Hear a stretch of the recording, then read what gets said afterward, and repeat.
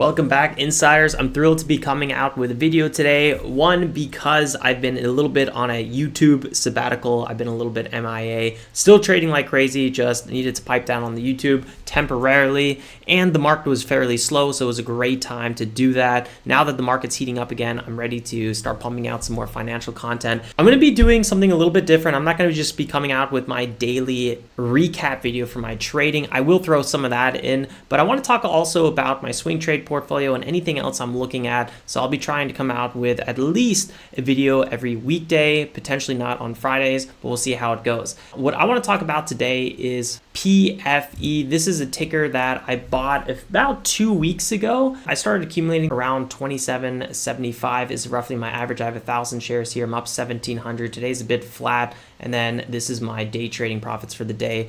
Kind of irrelevant for this video. So again, I just want to focus on PFE. Now, the reason I bought PFE is primarily technicals. I'm not really a fundamental trader. It's not really that relevant for my style of trading. This stock could be doing great, but the macros might be a bad environment, so this ticker is still selling off. So I don't really care so much. I focus on those technicals. So let's go through some of the reasons why I bought PFE. And for a short-term bull case, I'm not a long-term investor in Pfizer, so I just want to let everyone know that.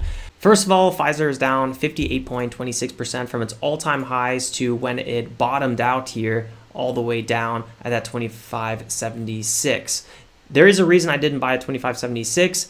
I'll talk about in a little bit. So to me, that gave a possibility for a dead cat bounce, which I'm always a big fan of, and that's why I don't want to hold very long, but I'm looking for that dead cat bounce. Second, SPY had a strong rally. You guys all know 2023 ended very strong for the SPY, but now we're having a little bit of a correction, which is typically good for dividend stocks as the other tickers, the other high flyer tickers are pulling back as well. Pfizer has that strong dividend of 5.6%.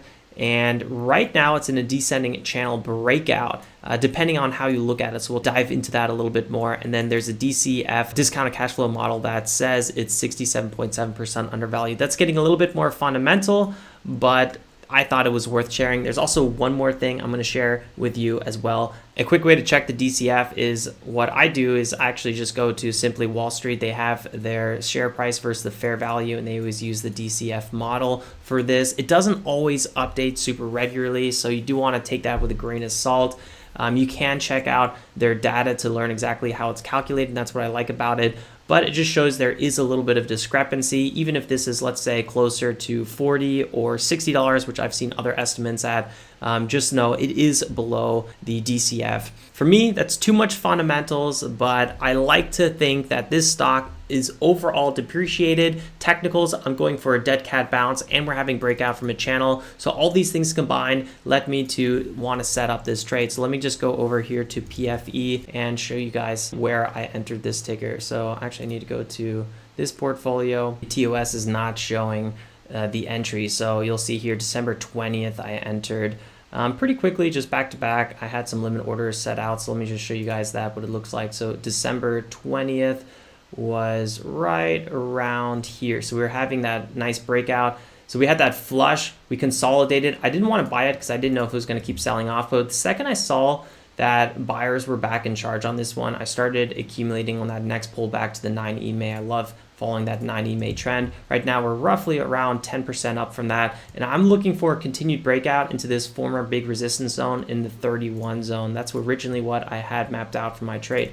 So I think there might even be a chance we break up below above 32, but I don't want to hold. I think that's a little bit too aggressive. So I'm looking for that initial pop here where there was a floor right around 32.50 or 32.20, bounce, and then we had a sell-off. So if we get back to that zone, that's where I want to be looking to take some profits for my short-term trade. Now that's my descending channel, which I started right around here in, what is that, February 2023, and I was just mapping out the tops of these zones. Sometimes it would break out, and I was lining it up with the bottoms of this channel. Here we broke out from the bottom, bounced right back up. Now on FinViz, they have a little bit of a different channel. You can see they were mapping out these bottoms and these tops, which are a little bit different, and then we had a breakout of this channel, a nice little pullback retest, and I'm hoping that we'll have that continuation back over 30 into 31.5. There's also something else that is quite interesting, something I always look for. And again, I'm not a fundamental trader, but this is a really good strong case. And this would also be good for investing. If you come down here, there is a 6 case. Scott Gottlieb,